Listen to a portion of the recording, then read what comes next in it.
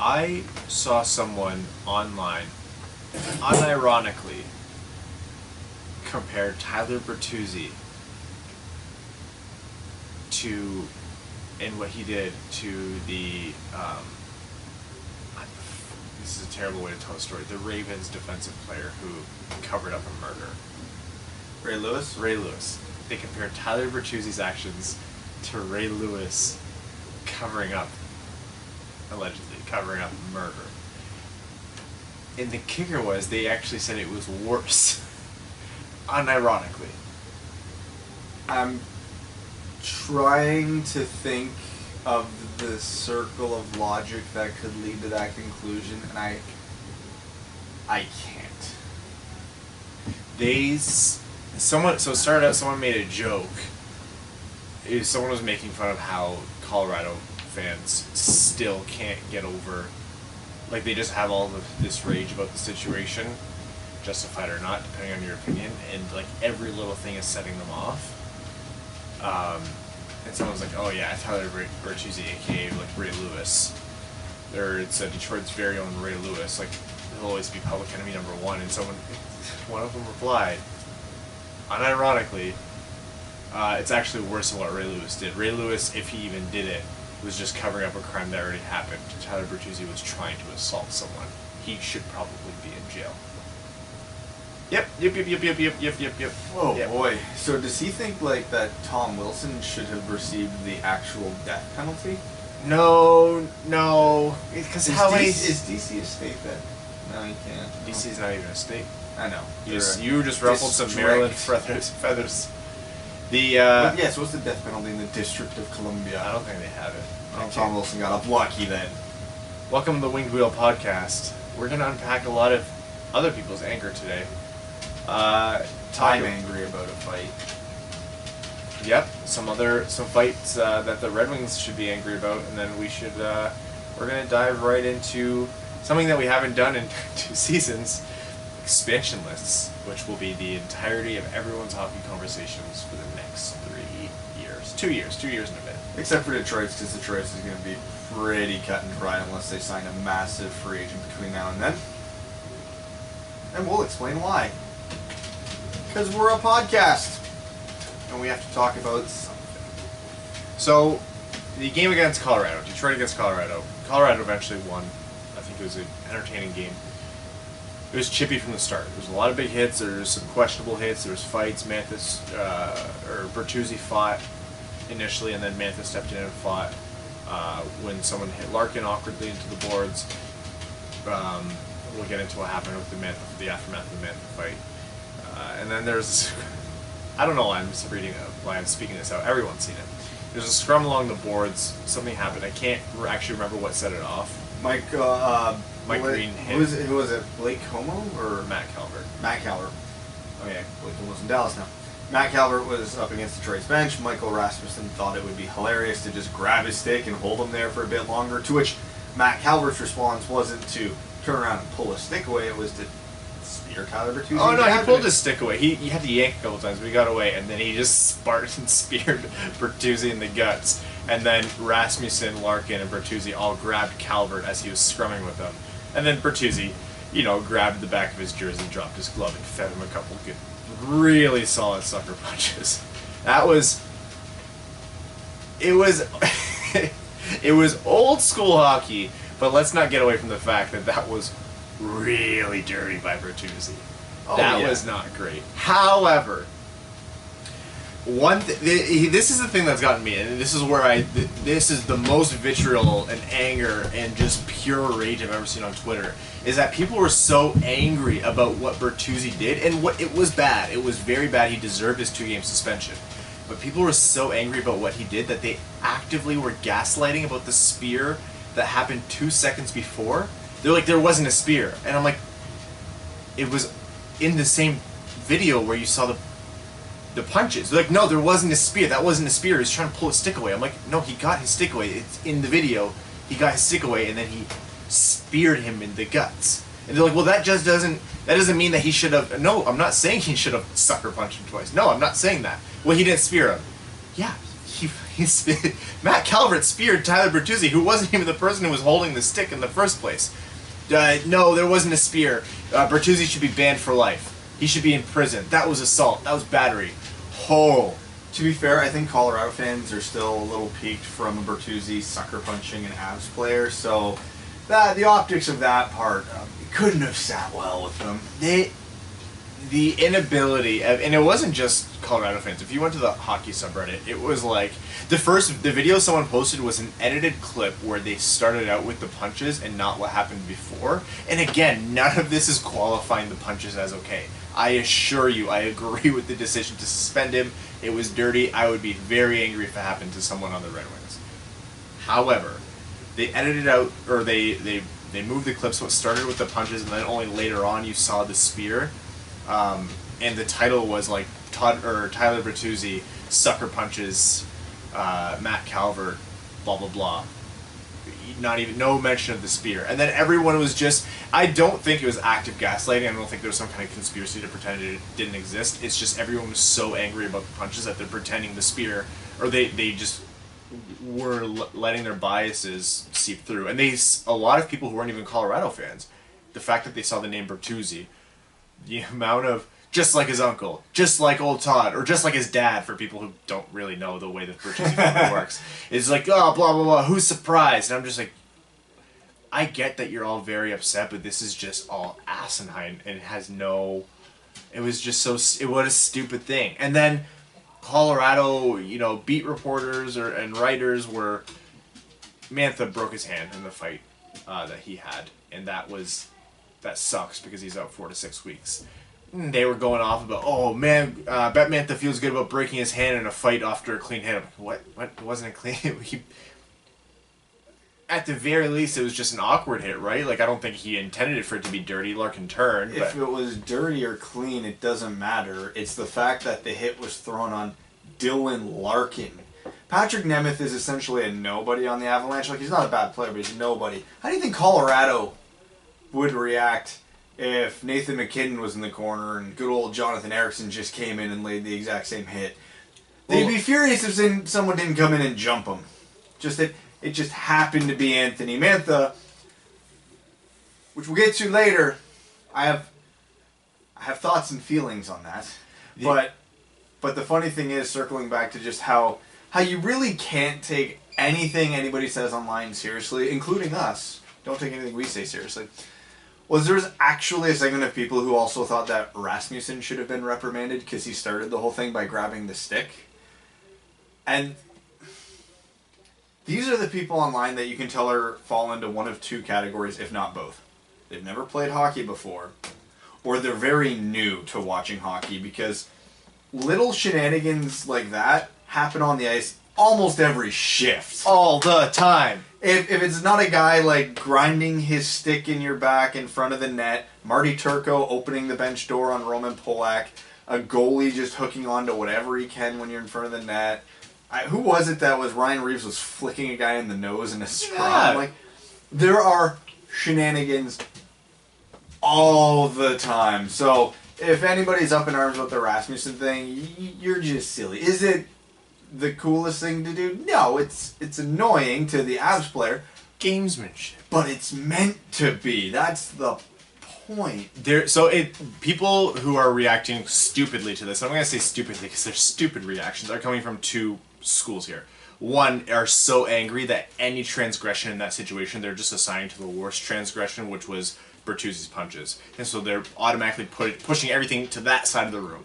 Or, like you said, people who very obviously are new to hockey or have never played. And, like, I'm not trying to, look down on those people or say they're not worthy. No. Like, you're a fan just like any other hockey fan, but understand that there's some things that you might not be aware of.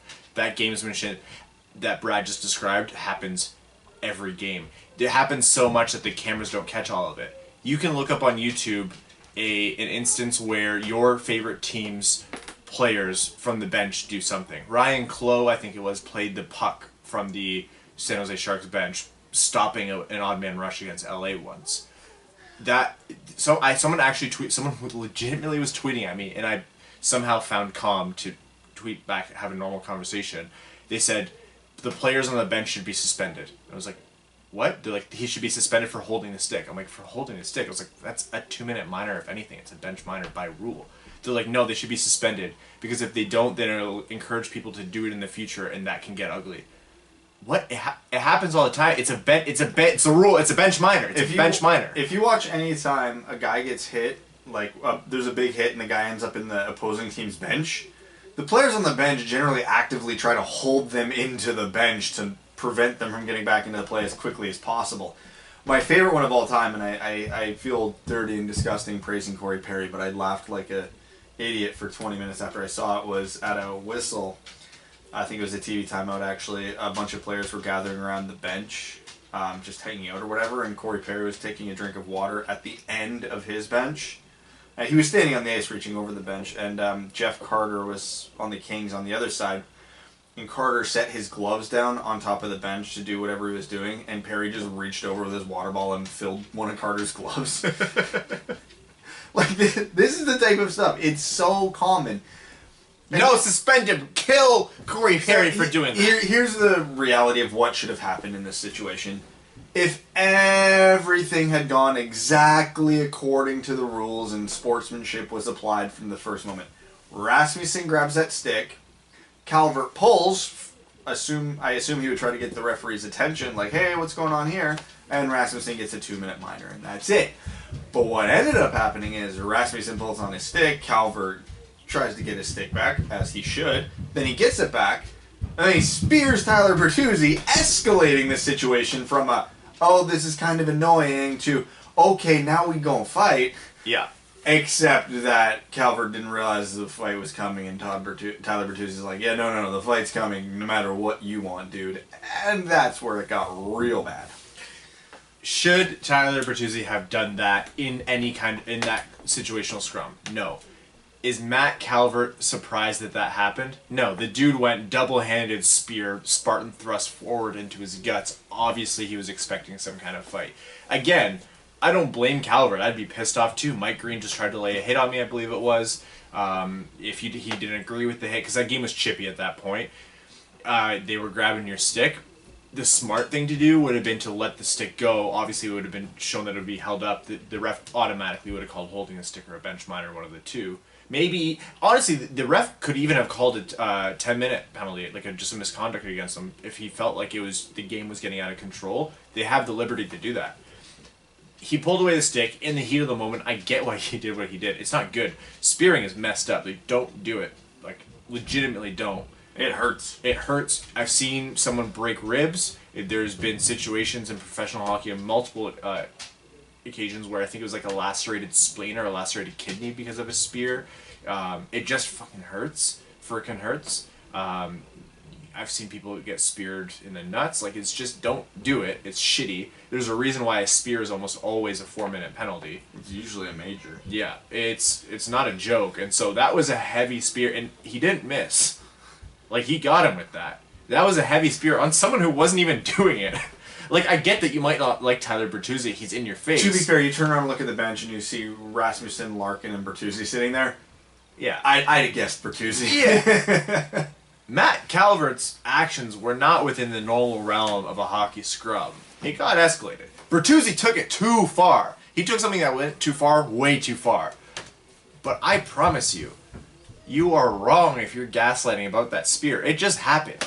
Again, that's separate from the sucker punches. The sucker punches happened. But pretending the spear does not justify your anger anymore. You can be just as angry and also say, Matt Calvert speared him. You don't even have to say he shouldn't have. You don't even have to say it wasn't that bad. You just said Matt Calvert did spear him. It happened. If you get speared in the hand, it could break your hand. It's a hockey stick, and you're driving however many pounds of force behind it. It's not. It's dangerous. It's a really, like, anyone who's played hockey knows how dangerous that is. Actually, people who can see the game with their eyes will know how bad spearing is. If you're blind and you hear the word spearing and you enjoy even listening to hockey, I'm sure you would be able to, infer that spearing is bad. Getting punched in the face kind of hurts too. Oh, getting punched in the face, especially when you're being held down by 3 different guys, and the guy Mickey actually in the Tampa Bay game said, "I don't know why Bertuzzi took his glove off. He should have kept his glove on." I was like, "Oh no, Mick, don't make this worse." That would have been bad if he kept his glove on. You know what else hurts about being punched in the face? Sometimes your hand. Your hand often. Anthony Mantha. I am so sick of this. Twice in his career now has broken a hand. His right hand, fight. In a fight. So I at the time was thrilled with the team for standing up for each other. I thought it was really energizing. I thought that kind of chippiness was fantastic in a team that otherwise, isn't a phenomenal team. But Anthony Mantha cannot be out 4 to 6 weeks. It's good to have a culture on your hockey team where you're gonna always stick up for your teammates. It's bad to have a team where the culture and you define yourself as a team as a gritty, hard-nosed, fighting, face-puncher hockey team, which I've noticed is starting to happen with the Red Wings, and the fan base is encouraging it. And if you're one of the fans who encourage it, please stop. Do not give management any more reason to devolve further away from what an NHL team should be nowadays. If you're getting in right now, so I don't. Here's an analogy for me with the Red Wings right now. I think I've used this analogy on 2 podcasts ago for something else. If you're out and about one day and you bump into an asshole, you bumped into an asshole. I think that was the last podcast. Yeah. This. And if everybody you meet's an asshole, you're an asshole. And every single Red Wings game for the last week has ended with there's been some kind of scrum, fight, incident. Are we the baddies? Are we the bad guys? I think the Red Wings are the bad guys now. So, and it's not 1975. You can't punch your way to a Stanley Cup like the Philadelphia Flyers do. You can't have Anthony Mantha being the guy sticking up for Dylan Larkin. On a dirty hit like that, you can absolutely step up to him. But here's my biggest gripe. There is almost no good reason Justin Abdelkader should be on the top line. But one of the benefits of having Justin Abdelkader on the top line is if Dylan Larkin gets run, Abdelkader can be the guy to go take care of it, because it's kind of why we're paying him $30 million, because God knows it's not for his skill. It's the intangibles and the grit and the character. Let him step up. I don't even know if he was on the ice. I just know Larkin and Mantha were on the ice, so I'm assuming he was. And if he wasn't, Eriksson, Gritkowski, there's 100 other guys that could do it. Jonathan Eriksson could have the exact same skill set he does now. She's getting sneaky. Did she make it down here? Yeah. Oh well. You guys are gonna have hear a Mika interjection soon. Jonathan Eriksson could have the exact same skill set he has right now. Be way more physical. Start some fights. Defend his teammates. I saw him manhandle someone last game. I can't remember who it was. Look. That's Look, me. Daddy. Hi, Mika. That's Look, Daddy. the beauty of Crystal just got the text. Hear the footsteps. There's the door. Mika. She is getting quieter. Mika, say hi to the podcast. Here, say hello. Say hello, Mika. That's what Evan sounds like. No. Yeah. Big girl. Goodbye forever. No. Yeah, you're never seeing us again. We can have a new game with Mika like we do with Evan. Start timing into the podcast that we hear Mika for the first time. And actually, I am amazed. We did not hear the door open. I know. I did not hear her on the stairs till she was on the second last step. And for reference, there's 10 stairs and they're wood. Yeah, they're very creaky steps. That was impressive. I'm actually concerned now that she's developed stealth into her repertoire. For those who just started listening to the podcast recently, know that we started before Mika was born, and we were upstairs in Brad's kitchen, and it was fine because Brad's wife Crystal was the only one home, and she relatively does not stomp around so much. And then Mika was born, and we were still okay because she was young enough where they would bring her up to the nursery. And then she's gotten older. She's more of a force to be reckoned with, and so we got relegated to the basement. And we thought this is good because there's at least some noise insulation between us. She's not so big where she can make so much noise upstairs. That lasted for us, 2 months. To be fair, the noises she generally makes upstairs, even though we hear them, the mics don't pick them up, so it's not too bad. But yeah, now she's for a few months now she's had the whole door thing figured out. Well, even when she stomps up there, that comes through. So if you guys ever hear stomping, we're not below a small, we're not in that opening scene of The Lion King or the scene of the running, the buffalo running. Yeah, running The Lion King. That's not where we are, but. The door is new. This is the second time she's made it down. So eventually we're going to be recording in the backyard. I think, which will make for a difficult winter, I believe. The trunk of the SUV. Back to Jonathan Ericsson. He could have the same skill level he does now if he just used his body. If he was a quarter bit as physical as Dustin Byfuglien with his frame, he'd be one of the most useful players on the Red Wings, or one of the most useful defensemen on the Red Wings. I will disagree on one point because you can be a physical defenseman, but to be an effective physical defenseman, you have to be able to skate. Because to throw a big hit, you generally have to go off your line a little bit and then recover. And Byfuglien's a good skater, and you see some of the bigger hitters like Cronwall back in his day, he could always recover. Ericsson doesn't have the mobility or foot speed to really jump out of position to throw those hits, and if he misses the hit, he's toast. There is no reality in which that player is not beating him by 30 feet with the puck to wherever he's going. So, off the cycle and in front of the net, Ericsson can be effective that way, but in just about every other area of the game, him trying to be too physical almost turns him into a liability. That being said, the one way he can be physical is when Dale Martin gets run into the boards, he can jump in instead of Anthony Mantha. He's had... And Ericsson's a good fighter. We were at a game where he dummied Dion Phaneuf. He's had, 10 turnovers over the past 2 games? At least. Probably. He's been on the ice directly staring at the opposing player shooting the puck into his net. I don't understand the apologism for this defenseman. The day he leaves, the scourge that has been burnt into that roster spot of the Red Wings defense will only then begin to recover. Well, I kind of know what happened, and we were even guilty of this a lot last year. It's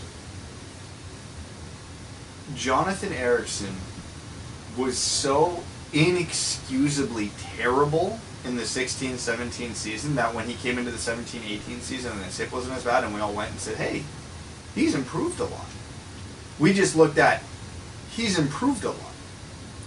He was still bad by NHL standards, but we're all like, but he's been better. I've been saying that forever. That's the whole basis of why the team is in this situation. I've just been saying, just because it's relatively better compared to more awful does not make it good. It's the reason why I think Ken Holland shouldn't be the GM right now.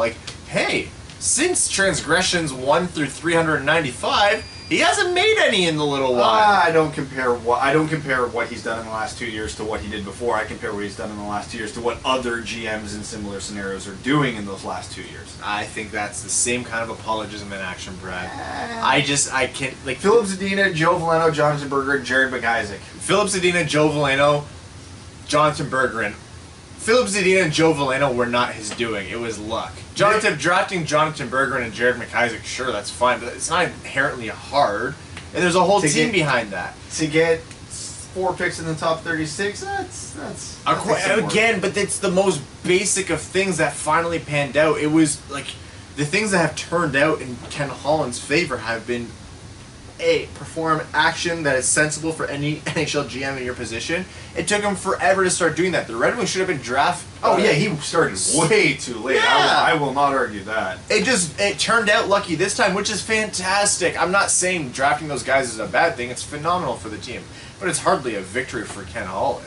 Hey, one draft can turn a franchise around, and he's already got 2 seconds for this year, plus a bunch more trade chips that apparently are far more in demand than we thought. So, that being said, if he doesn't trade any of them, then I'm officially off the bandwagon. It's just how many things are we gonna? Here's a trophy, and if you don't do the thing for this trophy, we're officially off the bandwagon. I feel like we do that once a year.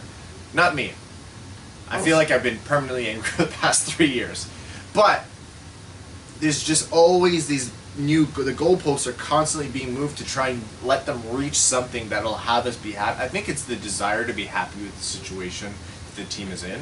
I think that's where I don't think the apologism comes from wanting to prop up someone who's not good. I think it's coming from wanting to see good in an otherwise garbage situation. But the reality is, it's just a terrible situation.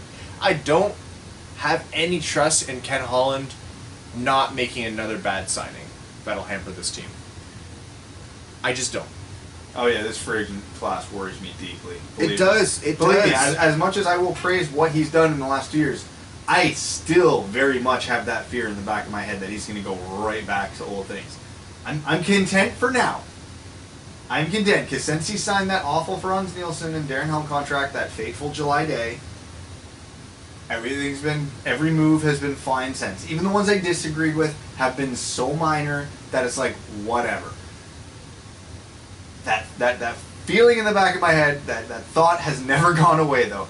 I look at an Alex Edler as a UFA, and I'm like, Alex Edler's a useful defenseman, which means Ken Holland's going to look at him and go, he's a useful defenseman. We lost out on Erik Karlsson, so we need to give him 5x5. Oh, I think. Believe me, the concern for that is still there. And Alex Edler will be 33. That's young to Ken Holland. He will absolutely give him 5x5. Yeah, I know, and that's what I'm worried about. That's why I hope we massively overpay for Erik Karlsson. I don't even care if you think Erik Karlsson's an elite defenseman anymore, or if his ankle issue's a problem, or if now that he's out of Ottawa, we're seeing some regression for him. I don't care, because cap spent on Erik Karlsson is cap not spent on someone else. It's just someone help. Someone help. So here's a perfect transition, because Seattle. Franz Nielsen If we had is still going to be under contract with a no move when that expansion draft comes around. Oh god. Yeah. Franz Nielsen did earn himself curly fries on his own last game with the hat trick. Some great shots too. That second wrister was unreal. Franz had 3 times as many goals last night as he has had all season before then. Franz Nielsen's 34 years old, with 3 seasons remaining on his contract after this season, at $5.25 million. For a guy who I legitimately forget plays for the Red Wings most nights, while I'm watching the game. So, with the incoming expansion, as well as probably lockout, if not heavy CBA negotiation, there's been speculation that there could be more compliant salary buyouts coming. Oh my god, to the please. NHL teams.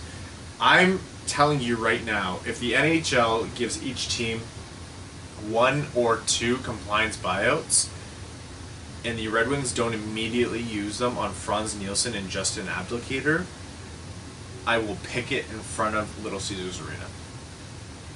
I would almost even say Danny DeKeyser, but his contract's shorter and he's more useful than either of them now. Yeah, because Nielsen, even though he'll have to be protected for the expansion draft, that season is his last season. DeKeyser couldn't have more than 1 or 2 years left at that point. No, it's the same length. They both. So they if they allow you more than 1 compliance buyout, by all means, but you won't need to because you can just buy them out and regular terms and still be relatively unaffected. Oh my God. If compliance buyouts, someone pointed out that it would still be it wouldn't be so effective or such a big deal because there'd still be only 1 or 2 years left on these deals that we would be buying out. However, it would drastically change the look of this rebuild because that's $5.25 million off the books immediately. That's a roster spot in a top 6 or top 4 role that's off the books immediately.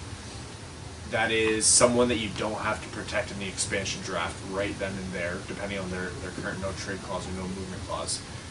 That is not something to be scoffed at. If the NHL, I don't think the NHL will give 2. I'm not even sure that they'll give them 1, but if 1 comes their way, it will only happen if there's some sort of restructuring in how contracts are allowed to be managed, which I think there will look like it's going to be a case this time around. I think there will be because of the whole signing bonuses. You look at the way, we talked about Nylander's contract, so much of that is paid up front in signing bonuses. Almost 50% of it's paid out in the first 12 months or something? Yeah. I can't remember what it is, but it's something drastic. 44% in the first 11 months. Yeah, and that's the Leafs leveraging their spending power into getting a better deal.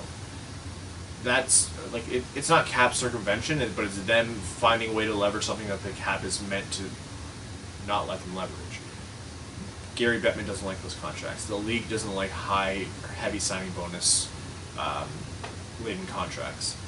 They happen for a few reasons: to benefit the team, the way it does with Nylander. It happens with players requested, obviously because money now is worth more than money later, but also because fear of lockouts. They want a signing bonus because they're afraid that if they sign an $11 million contract and all of that is salary in the 2021 season, that's $11 million down the drain because they don't get paid.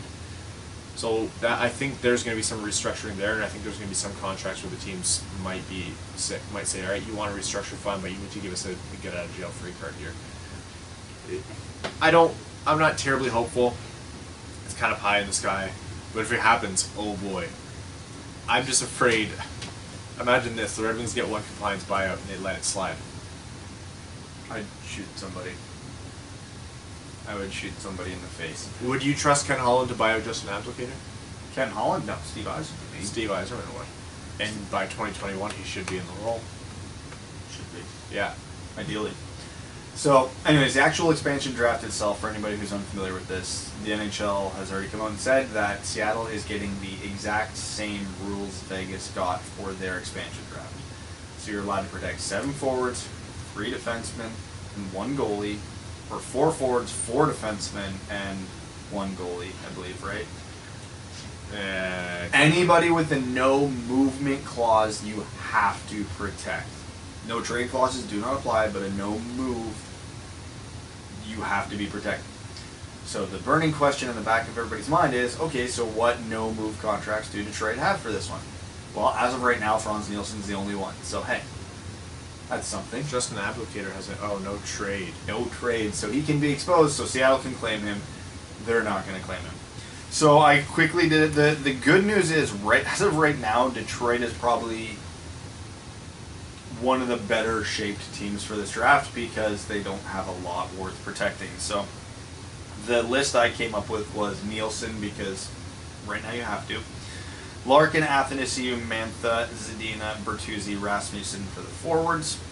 Cholowski, Hronik, and then I put Sulak, but you can pick one of Sulak, Sarjarvi, Hicketts, whoever you want. And then they don't have a goalie actually signed under contract for that one right now, so we don't know who they would be protecting in net. Based on this list, the most viable piece I can see them losing is maybe Evgeny Svechnikov. But because at that point, Franz Nielsen will only have 1 year left on his contract, they could buy him out, and it would take us. They would eat a little bit on the cap for 2 years to protect Svechnikov, so it's not like they are royally screwed on that front either. Now, a lot of people, when I put out this list, even though I replied right below my own thing to expand on the point, everybody missed it. What about Veleno? Yeah, I tried to retweet those ones too. The only players that are going to be exposed for this expansion draft is if they are playing professional North American hockey under an NHL organization this season. So if Joe Veleno makes the Detroit Red Wings next year, he is exempt from the expansion draft because he will only have 2 pro seasons under his belt. I have to double check, but I'm pretty sure Zadina does have to be protected because he is playing pro hockey for the Grand Rapids Griffins this year. So that is going to count as one of his 3 pro years going into that, so he will need to be protected. Now, the nice thing is the Red Wings won't have a goalie controversy. They don't have a goalie worth protecting right now, so if it literally came down to, Jimmy Howard was on contract at the time, it doesn't matter what you even thought about the contract, if they chose to protect him, unless the contract was egregious and the team wanted to take it on. But if they chose to protect him, there's nothing. Yeah. Howard over Bernie does, unless the Red Wings got UC Saros In a trade or... Yeah. And then they But even at that, you're not if you get a UC Saros, they're not going to protect Howard even if he's still under contract, so it doesn't matter. So there's none of that this time. Like Brad said, the Red Wings are more or less okay. They can make it work. They might lose to Svechnikov. They might have to do, eat some cap hit on a buyout to make it work, or use a compliance buyout if that happens. But they're more or less fine. There are teams in way worse positions. Nashville is about to get screwed. Nashville's going to be real screwed. There's a lot of teams that are in a hard spot. I had no idea what Toronto's looks like, but I can't imagine they're going to be thrilled with it. All their young guys are not that young, so Kapanen, Marner, Nylander, Matthews, all going to have to be protected. They're not Hyman, Gardner might not, probably not a league next year, but they're not going to be too far off, but they'll lose someone. The Red Wings should be okay. There's a potential to screw this up, but they should be okay. I remember how pissed we were about the Mrazek thing, and I still think at the time it was rightfully so. However, I don't think there would be that level of drama here. Projected. There's still time, because, hey, if they sign someone, some free agent this year doing no move clause, he's on the list. He's on the list. Like, if they do get an Erik Karlsson, they might be losing Sulak or RB or Hicketts or whoever, in which case I would say, fantastic. We have Erik Karlsson. Do you wonder if Ken Holland would actually protect Applicator, though? Let's pretend whoever ends up being the GM of Seattle, and it's not Ken Holland, has come out and said they're looking for a player of Applicator stature, and they refer to Applicator, they're like, he would be a perfect leader for this team. Do you think Ken Holland would be at risk to protect him? Not over anybody that on my list. Because here's the benefit of this list. 6 of the 7 players on this list for forwards, real good. Like, good enough that there's no reality in which Holland doesn't protect them. As much as I still have that thing in the back of my head where Holland's so loyal to Abdelkader and all the other veterans of this team, what, he's going to let Tyler Bertuzzi or Michael Rasmussen walk to protect Abdelkader, knowing that the odds of him getting claimed are very low, even if Seattle says they're looking for a guy like him? He's still going to have 2 or 3 years left on his contract at that point. There's no way. There's no way. That is a top 5 worst contract in the NHL. It will not be touched unless Ken Holland says, hey, here's a 2nd round pick, please take him. Which is even less likely to happen. That would be interesting, though. So Seattle was awarded the expansion team. That was obviously going to happen. It's been known for quite some time now. It's great that it's official. All is right in the universe now that there are balanced conferences. Seattle's obviously going in the Pacific. Arizona is moving to the Central. Some people are up in arms about that, and to that I say you will find a reason to complain about anything, because no one could possibly care about Arizona's divisional alignment that much. Makes the move to Houston that much easier. I wish they would just get an arena in downtown Phoenix. Move them to Phoenix, move Ottawa to downtown Ottawa. All is right in the world. Well, that's not happening anymore. Did you see Friedman's 31 Thoughts article today? No. His full first paragraph in point number 1 was all about Seattle, and then point number 2 is like, all right, now that they got settled, they got to go to their biggest problem, Ottawa. Bettman said they're very disappointed in the situation. And Bettman doesn't say anything about anything, so the fact that he came out and said that says a lot. The group that Melnyk was supposed to be working with has actually come out recently and said they're still willing to make this arena deal work, and they don't think the city of Ottawa should be held hostage anymore. It looks like they might be doing the very cool thing of trying to side with the fans and the ownership around the league outside of Eugene Melnyk, maybe to squeeze or pinch out Eugene Melnyk or force him into the deal. Yeah, there's no way this doesn't happen without Eugene Melnyk on board with whatever they're doing. And the league could force his hand in one way or another, right? Like, they do have the capacity to do it. I'm not fully versed in the legality of it. Maybe we just need video of Eugene Melnyk saying something absolutely abhorrent. We need the Sterling video. Yeah, we need an equivalent of a Sterling video. Yeah.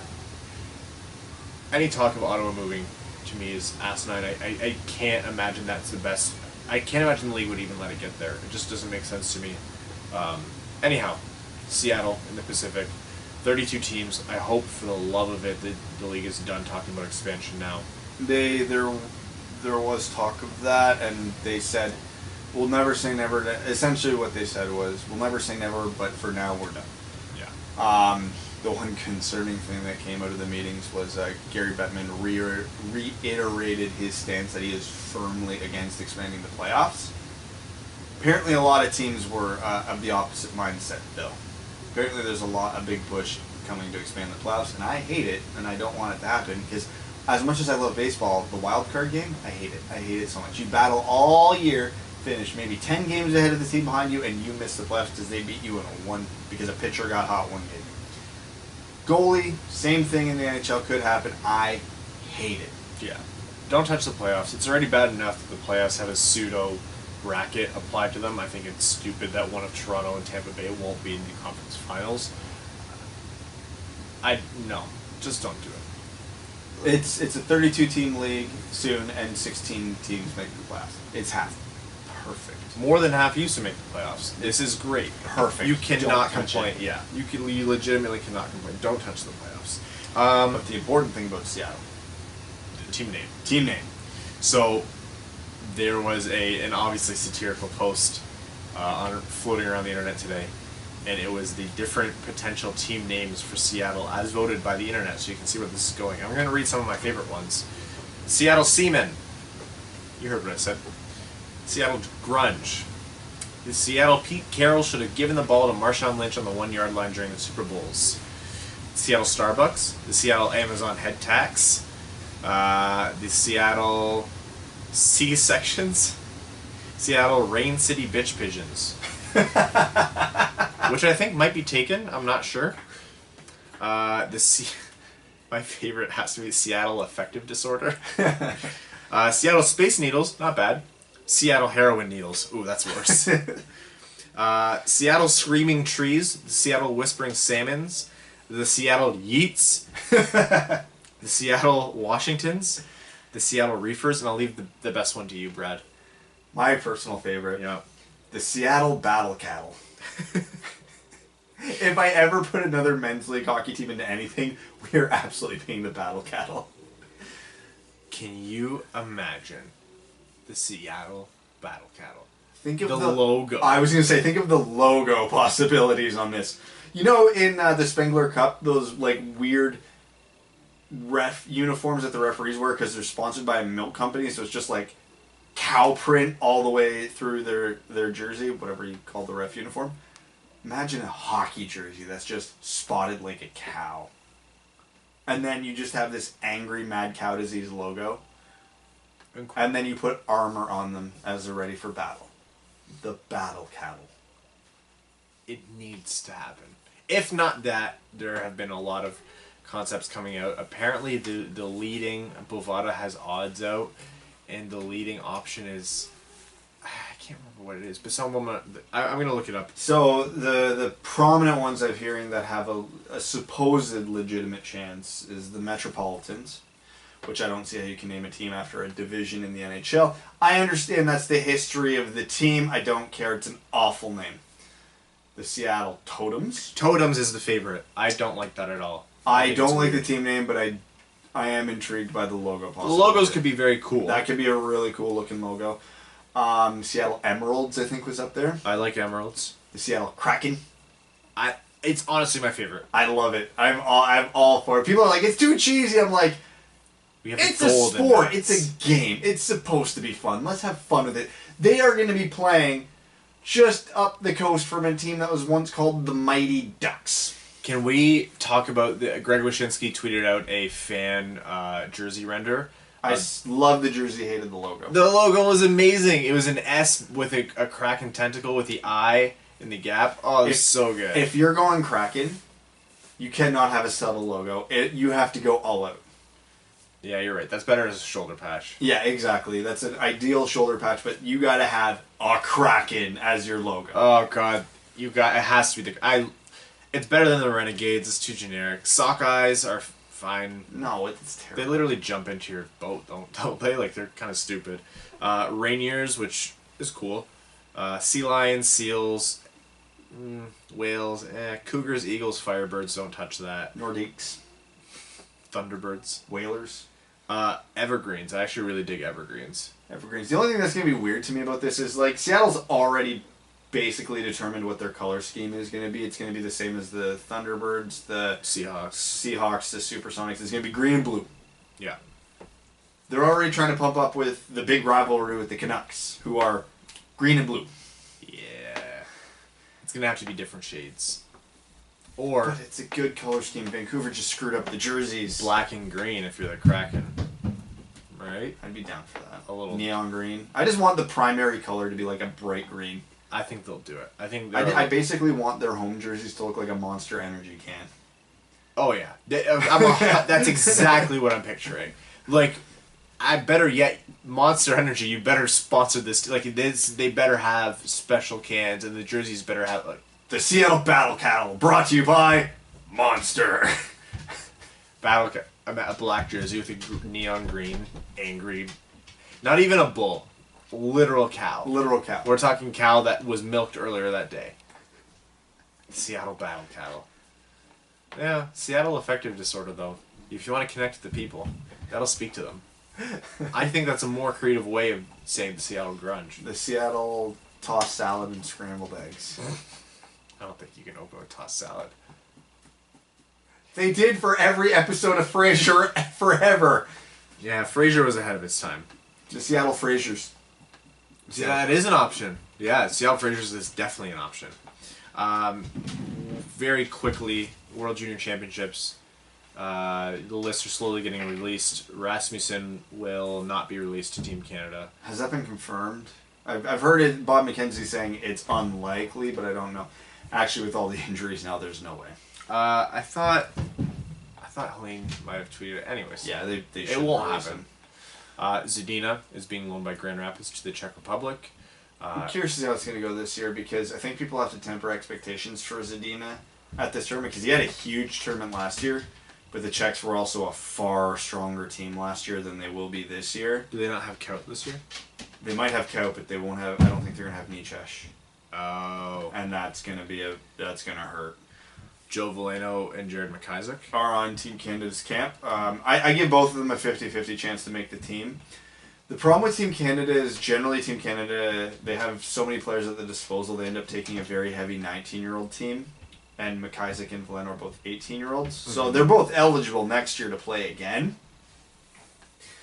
So if they make it this year, McIsaac will almost certainly be a 2-time World Junior player. Valeno maybe not, because right now I'd put betting on him playing for the Red Wings next year.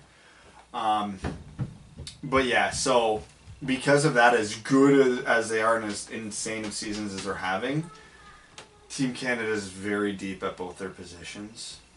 So even if, not to say Valeno couldn't go to the wing to play, but they're not exactly hurting for centers right now. And the one advantage McIsaac has is there's a lot of left D competing for this team, but all the locks for that, well, the 2 locks for Canada's defense are both on the right side, so at least that side's wide open. Because outside of Dobson and Bouchard, I think that Team Canada defense is wide open. But again, there's a lot of 19-year-olds there. So you're saying that Joe Valeno's not going to be the MVP of the tournament? I never said that.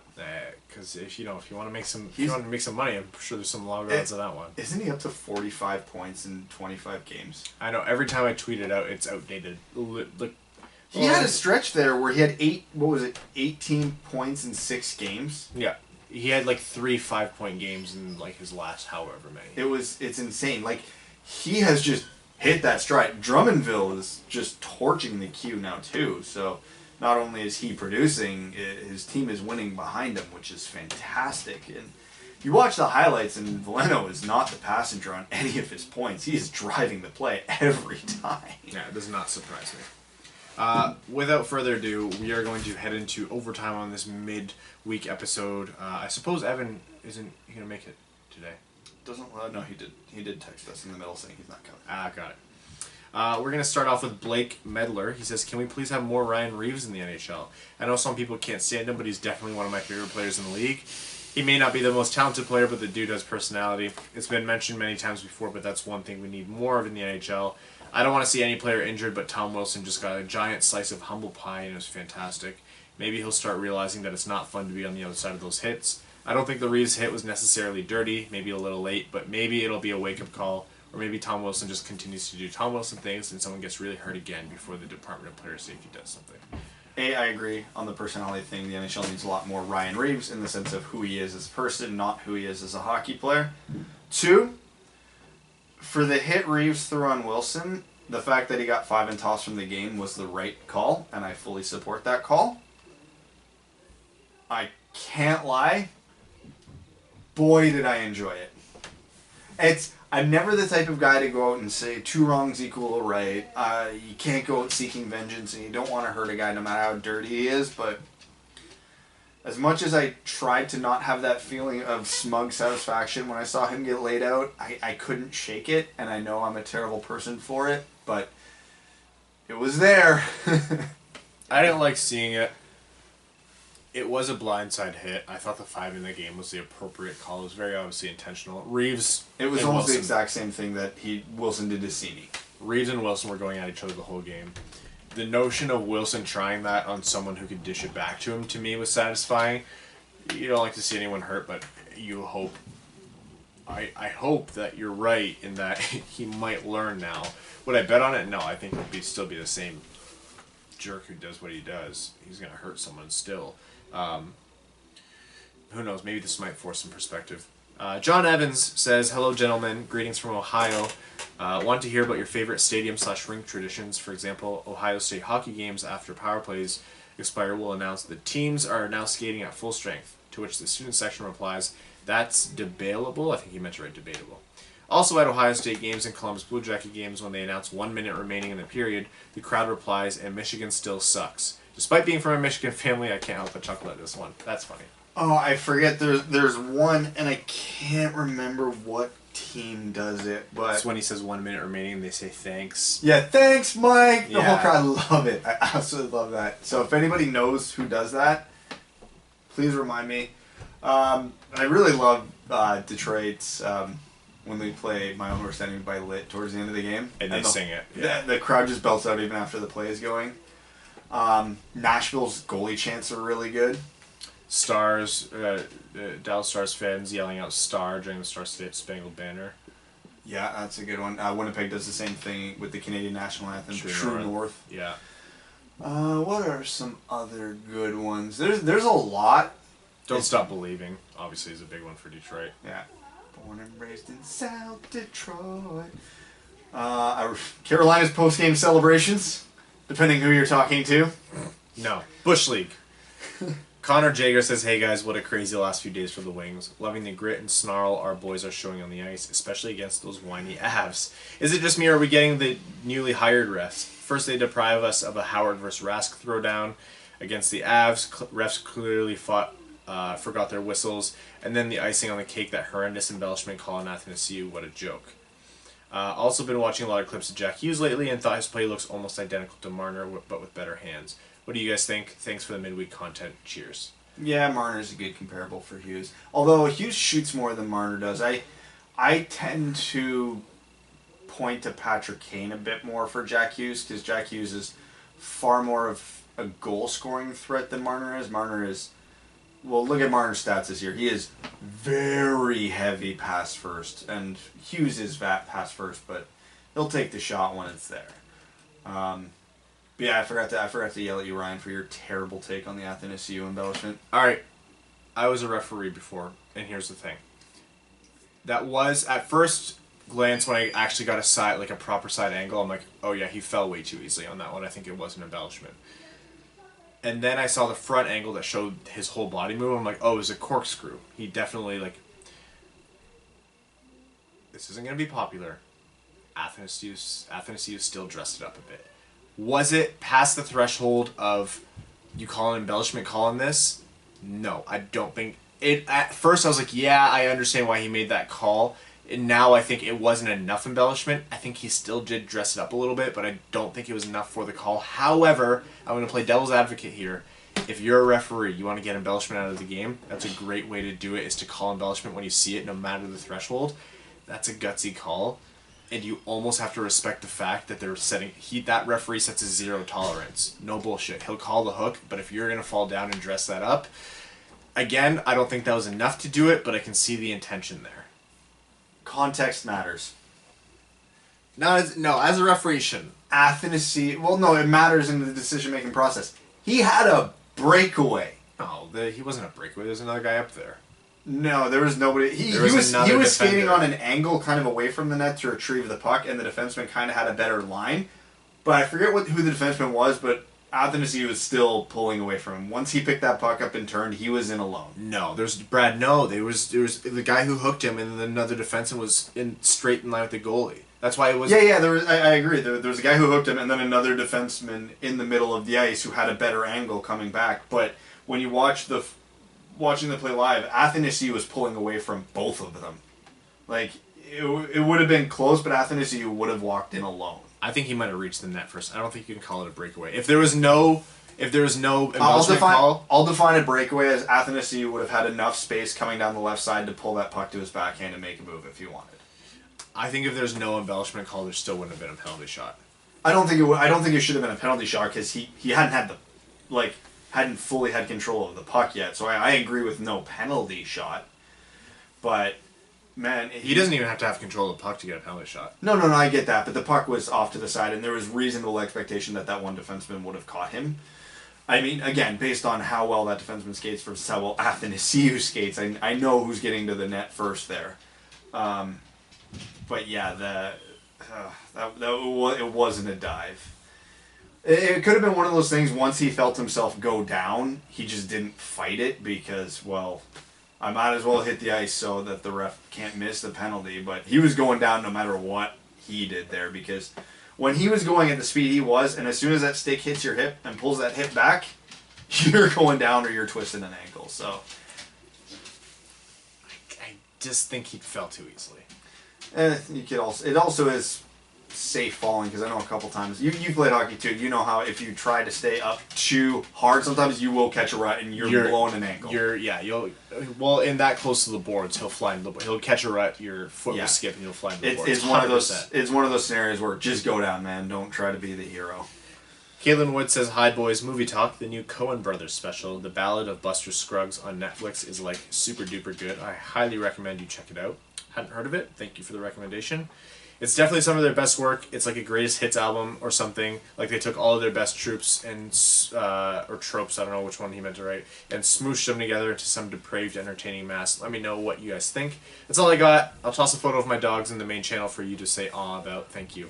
Brandon Taylor says, "Hey guys, this is my first post as I just joined a few days ago. Welcome to the family, Brandon. Thank you so much for supporting us. This podcast is one of the best overall podcasts out there, and I love every episode. So my question is, looking 2-ish years down the road, how would you like the lines to shape up? This is taking into consideration everyone in Detroit, not with the Wings right now, potential draft picks, potential free agents.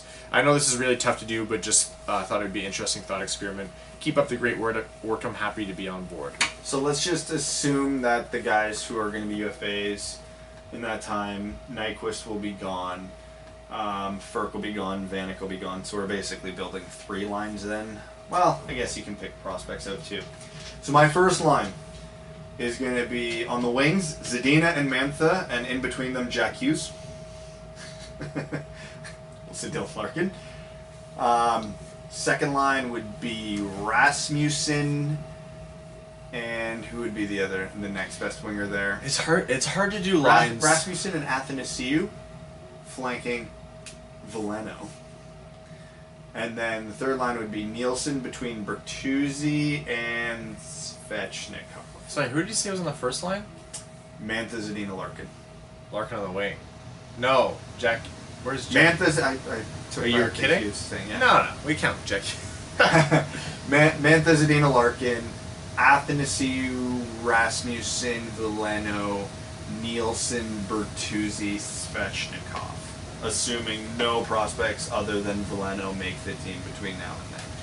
I think that's maybe going to be one of our specific topic episodes that we might just do Patreon exclusive, because that requires a Brad Crisco trademark deep dive. That would be a real deep dive. Rowan, and thank you again for the support, Brandon. Rowan says, "Want to let you guys know that I made a soundbite of Brad from last episode when he was overcome by the cleansing realization that Darren Helm is indeed elite. It's great knowing I'm in his head, and that soundbite is now my notification tone on my phone. Prove it, you won't. Apart from the Wings prospects, who are you excited to see at the World Junior Championships?" Jack Hughes. Apart from Jack Hughes is the obvious answer. Capo Caco. I want to see what he's going to do against his peers, because it's tough to get a real good gauge on Capo Caco because he's playing against men. He's doing well, but again, it's nice having that direct comparison of junior players against junior players so you can see if guys have separation or not, right? So I really want to see what Kako Kako brings to the table. Worth noting, we didn't talk about this. Jonathan Berggren won't be in the World Junior Championship because of an injury. Back injury out 3 months, and when junior players have back injuries, I get very concerned because I cannot forget Cody Hodgson. Life is unfair. This is a nightmare. This is our punishment for how well Veleno and McIsaac are doing. Jersey question time. Do you own any non-Wings jerseys? I recall Brad having a Bure Canucks spaghetti skate jersey, which Yep. Ryan had a bad take on and was assessed 2 minutes for horrible opinioning. I stand by my opinion on those. However, I do own a... actually, it was my brother might have it because he's the one who got it. A 2010 Vancouver Olympics, the Team Canada Drew Doughty jersey. I believe it might have been signed. It was the red ones. That jersey with the maple leaf with the shadow the shadow symbols. Oh God, I love them. And Drew Doughty was my favorite player from that tournament. So yeah, that's one of my favorites. Man, I've got so many random jerseys from the late 90s and early 2000s from I don't know, my dad had a buddy who had a jersey hookup, but I couldn't always pick the player. I could just kind of pick the team, and then I got whatever player came with it. So I have some random ones. I've got not the Anaheim Ducks third jersey with the duck bursting through the ice, but the other one where all the color was at the shoulders. I have one of those. You remember those black Ottawa Senators jerseys with the gold trim? Mm-hmm. I have a Wade Redden. 02 Olympics Team Canada, I have a Joe Sakic. I have an unnamed original Florida Panthers white jersey. Ugh, throw it out. Love them. Throw it out. Love those jerseys. I'm trying to think what other weird. Those old logos are so. I don't bad. even remember how I came into it, but I actually have a Louis Eriksson game used rookie year jersey. Okay. Dallas. What's that? Dallas. Dallas. Yeah. The old actual good, the green one, the star one. Oh wow, he was that far back. That would have been 2006. Louis Ericsson's been around a while. Yeah, it's been. But yeah, so I think for non-Red Wings jerseys, those are the ones I can remember. I definitely have others. They're not just coming to mind at the moment. Advanced Water says, I usually trust the refs. It's their job to make the right call, even if I don't agree with it. But embellishment? Was he on drugs? Did Athanasius steal his high school girlfriend and this was all just a long con to get back at him? Also, since we have Jersey Talk every week, one of my favorites is the 2016 Boston Winter Classic jersey. I feel dirty for owning it as a Wings fan, but I couldn't help myself. Plus, it was one of two more I needed to complete the original 6 collection. The Winter Classic jerseys are almost always fantastic, so don't feel bad about that at all. There's a few abominations. There's a few, but there's so many good ones. Brad Spencer says, hey guys, I was hoping you guys could touch on the popularity of the World Junior Championships in Canada. As an American, I wasn't really exposed to the tournament until I was lucky enough to be in Vancouver during the medal games a few years ago. We had an absolute blast watching games at the bars, and Troy Terry's heroics got me absolutely hooked. I think it's a real shame the games are only available in the US on NHL Network. So my question is, how big of a deal are the World Juniors in Canada? Do you think that the NHL and IIHF are missing an opportunity by not pushing this tournament more? They are. I don't know how they can, though, because it overlaps with the NHL schedule, but it's massive up here. It's bigger than the World Championships, a lot bigger. It's not quite at the Olympic level, but for Canada, it's bigger. It was bigger probably than the World Cup of hockey.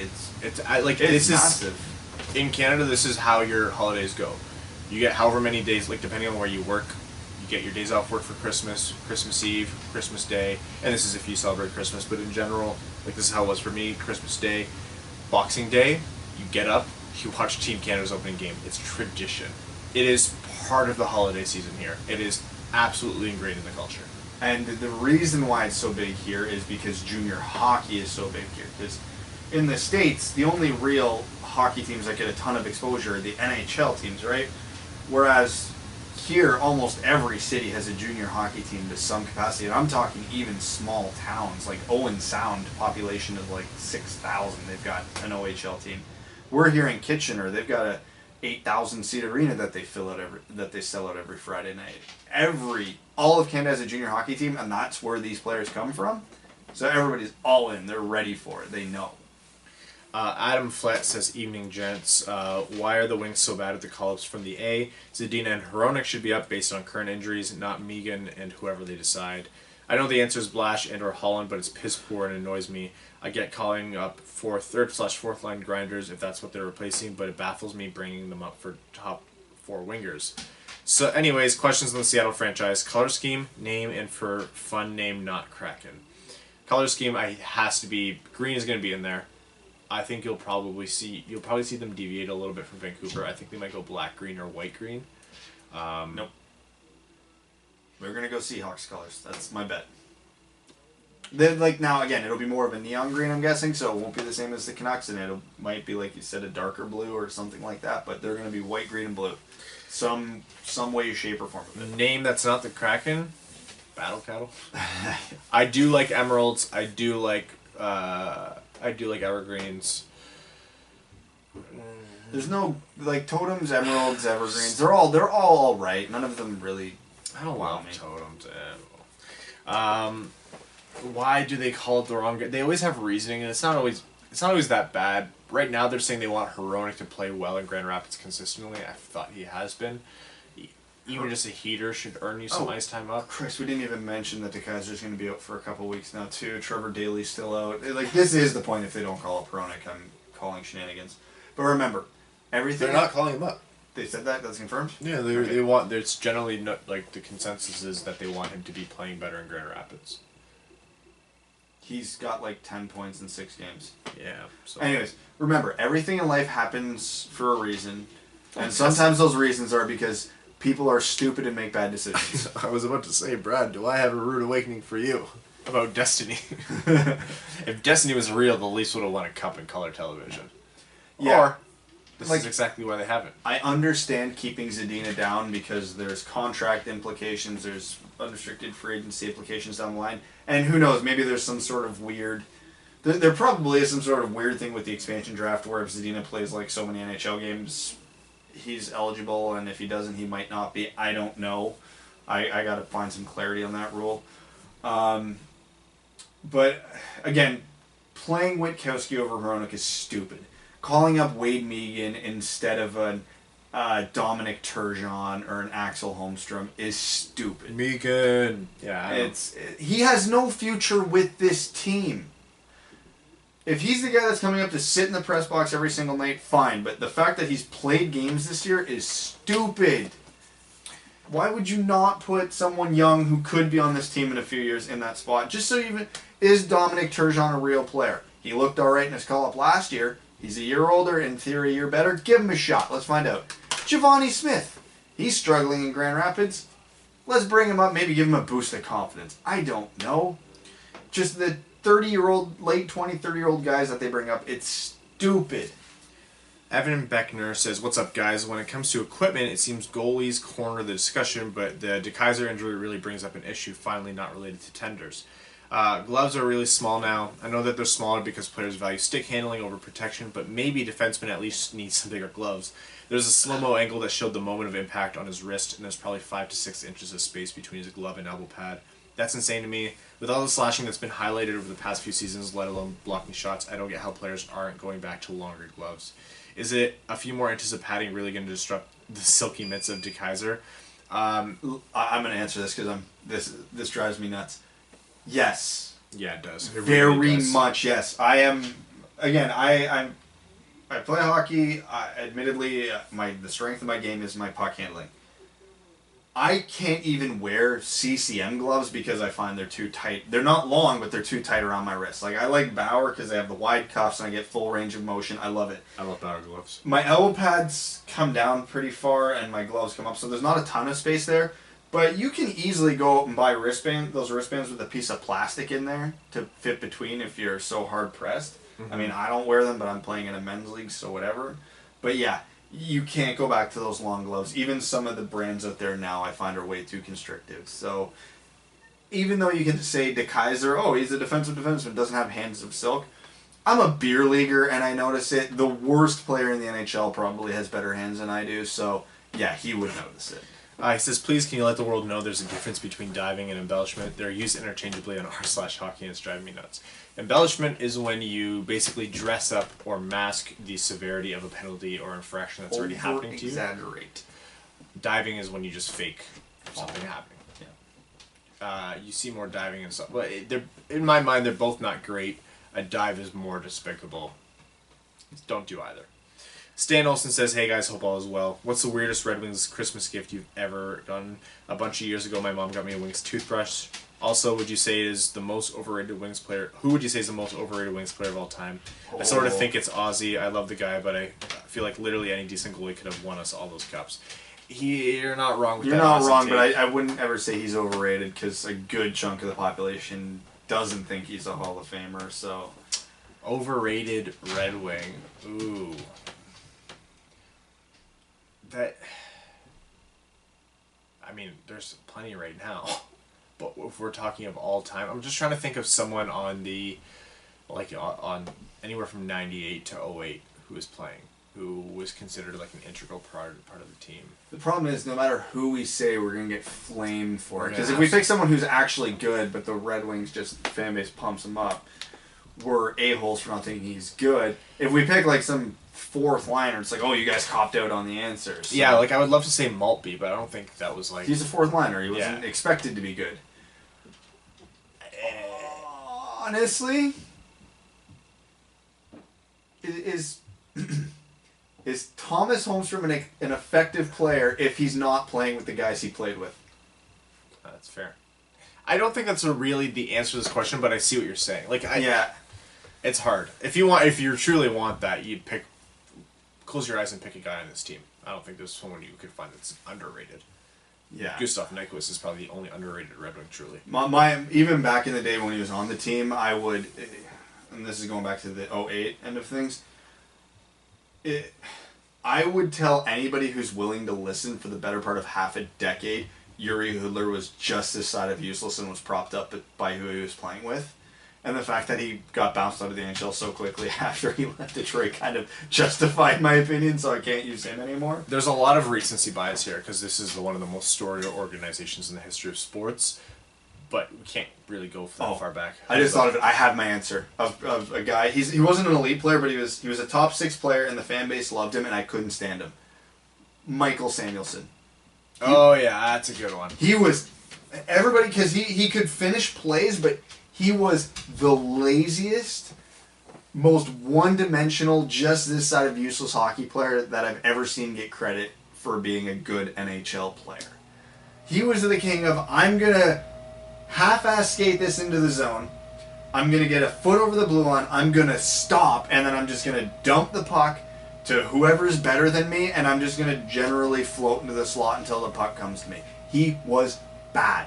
If he wasn't playing with a Zetterberg, a Datsuk, a whoever, he's barely cracking an NHL roster. And with that, that is the last of our overtime questions. Thank you guys so much. For those of you who are wondering, our midweek episodes, the overtime is exclusive to Patreon patrons. Thank you all of our patrons for your support, especially our name-level sponsors of the Winged Wheel podcast, Sean Levine, Chad Heyersack, Sky Carcass, Arjun Shanker, Clayton Van Dyken, Langabeer, Derek Shippert, Ryan Lewis, Kalen Wood, Charlie Elkins, Stan Olsen, Dan Bell, and Hannah Lee. Thank you all so much. Thank you to all of our listeners. If you guys want to support the show, there's other ways to do it. On Twitter, at Winged Wheel Pod. Go to that account, follow it, and then go to the bio, follow our individual accounts. We're super active, probably too active. Like us on Facebook, subscribe however you get your podcasts, iTunes, hashtag do that thing on Spotify. Leave us a rating wherever you can. Ratings on iTunes are huge for us. We're on YouTube. We put our stuff up on YouTube. It's not full quality audio. People just like observing on YouTube. It's going to be a prelude to bigger things. We're going to do the video when we have the actual venue and resources to do it. But in the meantime, our stuff is there. For, I believe it's $2 patrons and up, there's you get to watch our pre-show videos. So always clip out what our pre-show prep looks like. It's nothing too remarkable. It's just Brad and I, and sometimes Evan, shooting the shoot. So Sometimes they're gold, sometimes they're whatever. sometimes or whatever. But the full episode, and I put in quotations, videos are up. They don't include any interviews we do. For that, you'll have to listen on audio. In the meantime, it's the middle of the week. It's already dark out for whatever reason. I'm going to go home and I am going to curl up in front of anything warm. I'm freezing.